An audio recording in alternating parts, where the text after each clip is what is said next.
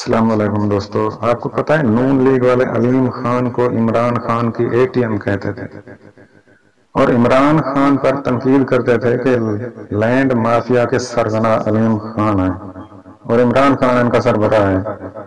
عمران خان نے اپنی حکومت میں علیم خان پر کیسز کی تحقیق نیب سے کروائی۔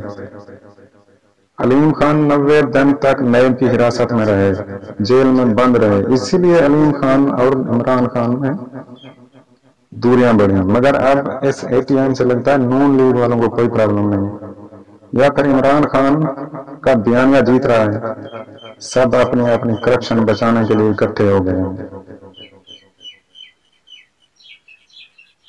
پی ٹی آئی کو 4 قسم کے لوگ سپورٹ کرتے ہیں، ایک سمجھدار، دوسرا ایماندار، تیسرا اسلام پسند، چوتھا محب وطن۔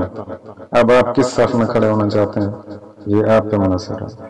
سلام ان سب بہادر اور ایماندار محب وطن صحافیوں کو جن نے حق کا ساتھ دیا۔